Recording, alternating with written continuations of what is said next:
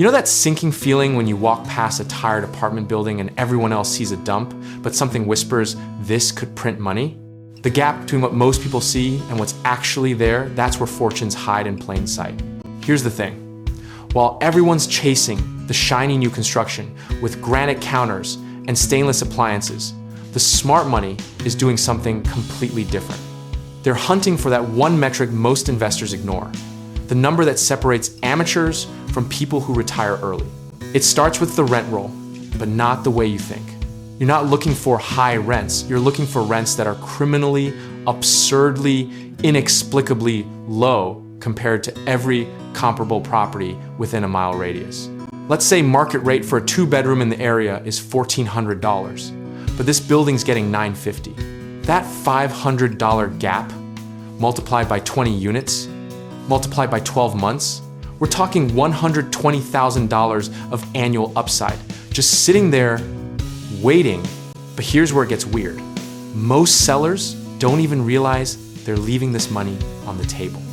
They inherited tenants from 2008, never raised rents because everyone seems happy, and now they're selling based on actual income instead of potential income. The cap rate looks terrible at first glance, maybe a 4 or a 5, but recalculate it at market rents, and suddenly you're looking at an 8 cap that everyone else walked away from. This is the secret handshake, the cheat code, the thing that separates people who build wealth from people who just talk about it. Now, you're probably thinking, if it's that obvious, why isn't everyone doing this?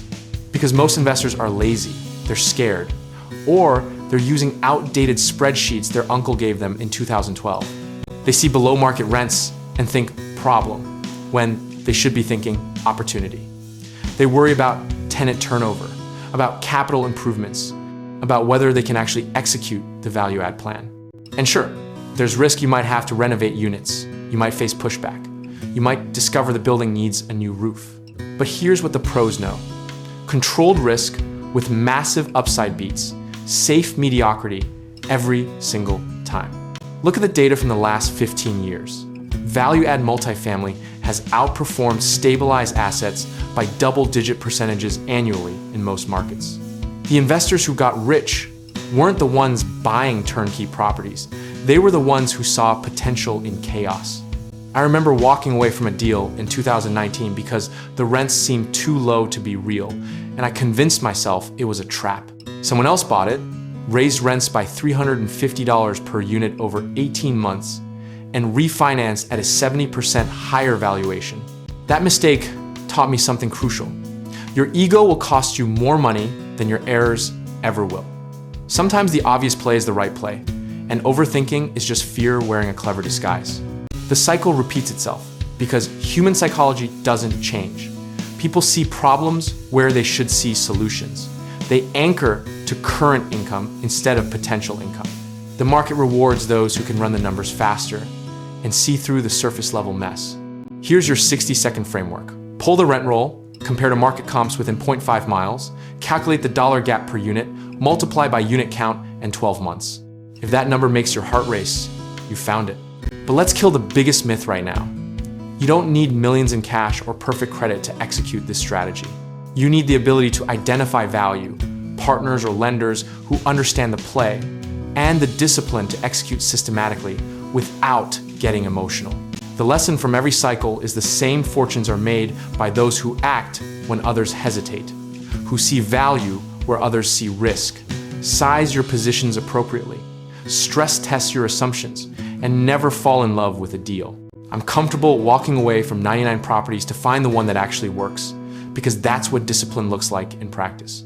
It's not about being right all the time, it's about being methodical, patient, and brutally honest with yourself about the numbers. The beautiful part about this strategy is its simplicity. You're not trying to time markets or predict the future. You're just finding assets where the current owner isn't maximizing income. Everything else, the financing, the renovations, the exit, flows from that one fundamental insight. Whether you execute this next week or next year doesn't matter as much as building the habit of looking past surface level performance to see structural upside.